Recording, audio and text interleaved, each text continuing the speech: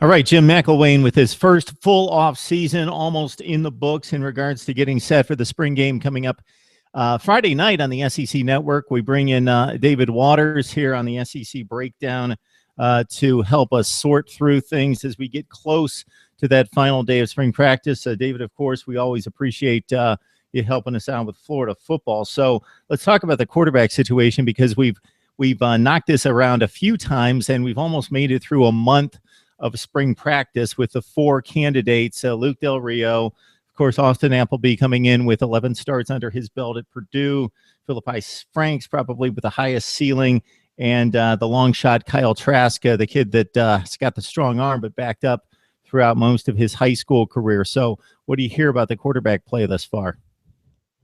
We talked the first of the spring when these guys were coming in. We knew that it would be Luke Del Rio's job to lose. And it really did look that way probably throughout the whole first week, maybe 2 weeks. But I would say the rest of the quarterbacks, and especially Austin Appleby, may be catching up with Del Rio just a little bit.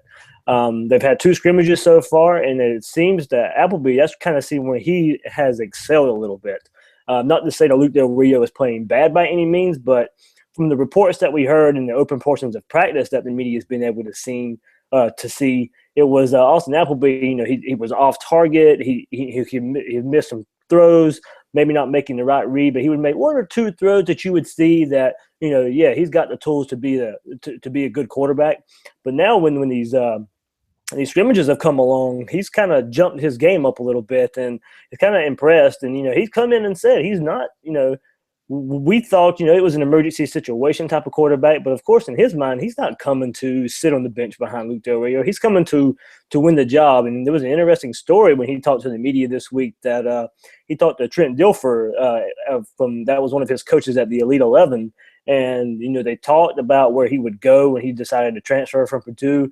And Dilfer was really speaking highly of McElwain and Nussmeier, and told him that, that's probably the best coaches he could learn from. So he made that move to come to Florida, and right now, he seems to be catching up a little bit. I would still say Luke Del Rio's got a stranglehold right now, and probably will going into the fall, but it's probably not as black and white as we thought. It's probably some gray area now. And another surprise, Kyle Trask has really come in and lit it up. He seems to be more accurate than Feleipe Franks. He's setting his feet. He knows. It looks like he knows the offense maybe just a bit better. It looks like Feleipe Franks is kind of swimming a little bit, but he is showing the big time arm. Being able to throw it down the field. We saw that in the Army practice all week. But Trask is the big surprise so far, coming in and being accurate more so than we thought.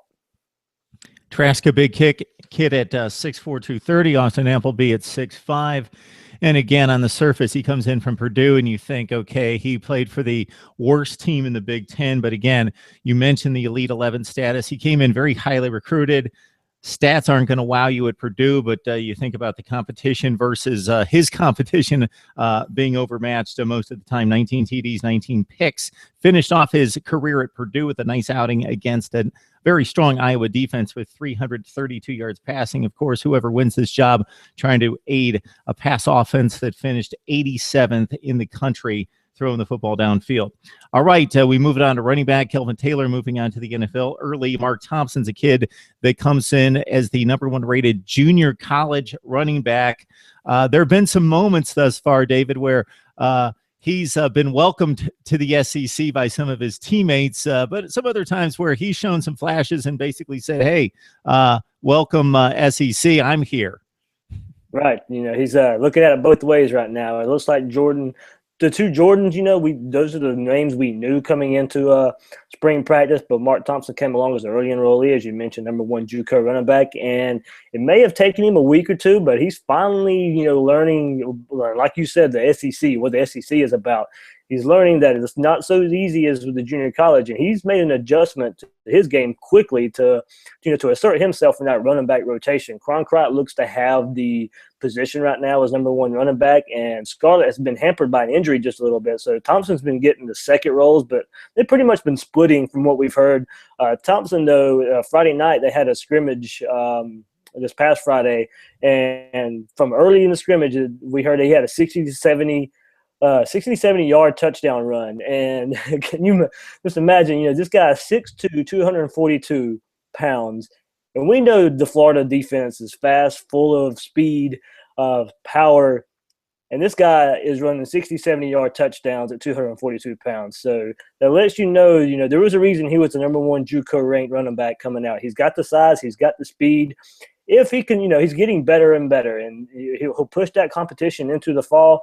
With his size, if he can learn to run behind the pads and, not run so high and get a bit lower, run behind those pads and get that speed going too, he's going to be as far as size is concerned, being compared, to a little bit to Derrick Henry, but he has a lot of, on the field work to do to be compared to that on the field. Yeah, Cronkrite was a guy that, as you well know, expected to burst onto the scene and make a more of an impact. And he actually has admitted that SEC competition and what he faced his first college season a little bit more than he anticipated. Mark Thompson making the same comments, even though he's made a big splash. And I was surprised to hear about the 60-yard touchdown run as well, considering his size and the speed of the Florida defense. But he says no taking days off in the SEC, especially at Florida, versus what he experienced in JUCO. Senior Mark Herndon with only 4 carries last year, trying to gain some playing time as well. At wide receiver, and I've seen this with a number of teams, we both have, where it can be a blessing in disguise when some guys get injured, as long as they're not serious injuries or get nicked up a little bit or suspended, because other guys get valuable playing time. And then if the more experienced guys can come back, you've got a better team. Talked about Clemson football just the other day, where Mike Williams, their best wide receiver, lost for the season. Obviously, it didn't hamper them in getting to the national championship game. Now, Mike Williams, who was planning to go to the NFL in 2016, is back with Clemson. Now, a similar situation, maybe not to that status, with the Florida Gators. Right. It was big surprise going into spring when we heard the suspension of Antonio Callaway. We haven't heard much information to go along with that, but it has opened the door for, senior Ahmad Fullwood from here in Jacksonville, to maybe finally, his final year, put something together and live up to the 4-star status that he was in that he was coming into Florida. And also Brandon Powell, the slot receiver for Florida, who was, a star when Greer was quarterback, the first 6 games of the year. He's been injured with a foot injury. So now junior college wide receiver Dre Massey has stepped in, and it sounds like that's going to be the receiver Florida's going to rely on a lot from the slot. He's going to make plays, and he's the kind of guy who jumps out because of his speed, is what defensive back Torian Gray says. He's caught some balls in the seam, and he's been able to separate a couple of times, and we heard that. That's what he did this past Friday in the scrimmage as well. He's a very good route runner. He's also another junior college guy who is learning the ropes of the SEC a little bit. But he catches the ball, he puts his foot down, and he gets upfield, and that's what you want out of your slot receiver. Your guy that can get open, and once he gets the ball, make a play happen. So Ahmad Fullwood and Dre Massey right now are the 2 guys that we hear coming up. But there's freshmen as well, Freddie Swain and Joshua Hammond. The guys have been known to go and get the ball. Well, yeah, as a true freshman, it's pretty hard, to come in and see that. But that's what we see in the open portions of practice. These 2 receivers are actually going up and getting the ball. And Jim McElwain loves that. That was part of the knock on Fullwood, and then maybe it looks like he has turned the corner. But if McElwain has pointed that out from freshman receivers, I think it's a good sign for Florida. And if they get Antonio Callaway back, like I said, we don't know the status of that right now, and Brandon Powell coming back, you got Tyree Cleveland coming in the fall. Florida's actually, from a year ago, the wide receiver position is so much different than it was a year ago. Florida actually has some options, and that's really going to help. If the offensive line and the quarterbacks can get together and the running game can help, Florida has plenty of options at receiver to make something happen. Join us on SEC Breakdown on Twitter. Also, our YouTube videos right now housed at Mark Rogers TV. You got David Waters, myself, Chad Niepling, Ole Miss Evie. You got Mike Laval, all breaking down SEC football. We've got spring previews and updates on just about every team in the SEC. And join us on Wednesday nights for SEC Breakdown. All right, let's turn to defense. We got defensive end CeCe Jefferson moving inside is the big news coming out of Florida camp. Yeah, right now he was kind of slowed by an injury a little bit, so we didn't get to see much of it. But now he's getting a little bit more healthy, and he's moving inside in kind of I won't say huge surprise just because of what Florida's done in the past with the likes of, Dominic Easley and Sharif Floyd and now Jonathan Bullard, Dante Fowler. Those guys did move in and outside a little bit. CeCe Jefferson was a 5-star coming out of Glen St. Mary, Baker County here, close here to Jacksonville. And, we knew from when he was coming in that he had the speed to line up anywhere, and he's really, really strong. So it looks like Florida's going to try and move him a little bit inside, and with Caleb Brantley as well, going to create terror on the inside.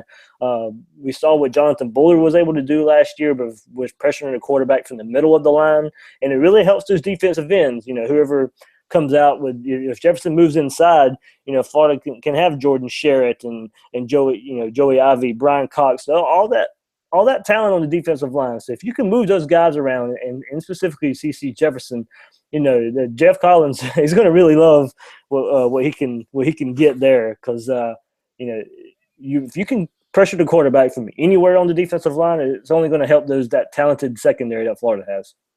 The standard at DB extremely high. Florida set at cornerback despite the loss of Vernon Hargraves with Tabor and Wilson.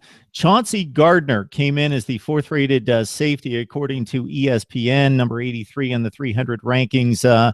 He's catching some attention as well. Right. Florida has, some short depth in secondary this spring. And so the newcomers are getting getting every chance to get a role and go with it. And Chauncey Gardner, he's showing why. He's doing pretty good. Nick Washington probably has a stranglehold on the starting middle part of the field safety role, but Gardner is, he's quickly earning praise from McElwain and the defensive coaches. The first scrimmage at a goal line situation, he caused a fumble. And big play for the defense. And in the second scrimmage, also came up with an interception. So he's already showing a knack, to go get the ball.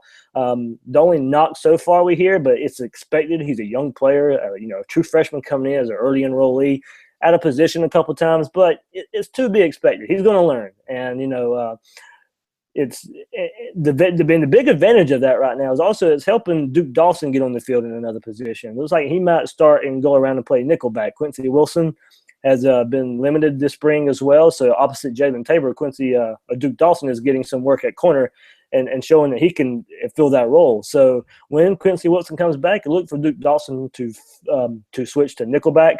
He's got the ability to turn and run in coverage. He's also another ball hawk. But that the big thing with Chauncey Gardner coming in is him being able to show he can step in right away and play at safety. There was some question that maybe he could play at corner as well. He's a great defensive back, but I thought coming in, his best role would be safety because of his size, and that's where he's going to fit. So with that, Chauncey Gardner, Duke Dawson, Nick Washington, there's plenty of options to move around in that safety cornerback role. And like you said, Florida's plenty of secondary talent. That's never a shortcoming at Florida, and it's really going to continue with Gardner. Yeah, and David, like you say, with the issues in the secondary and the issues with young players in the secondary missing some assignments, that's usually maybe being a split second late on reading the play and getting to the deep middle. That's been the issue with Gardner, but nothing to be concerned with. But he brings that physical presence that you rarely see out of a young player because they're usually a little bit undersized and haven't been in the weight room at the collegiate level long enough. But he's bringing the lumber down low and supporting the run. So good things out of Chauncey Gardner in trying to shore up the safety position in Florida. So Friday night, SEC Network, we got the Florida Gators on the field for their spring game. And please join us on SEC Breakdown on Twitter as we preview and update you on all the spring happenings around the conference with David Waters, Chad Niepling, Mike Laval, Ole Miss Evie, and myself, Mark Rogers. All right, David, good wrap on Florida. Thanks, Mark.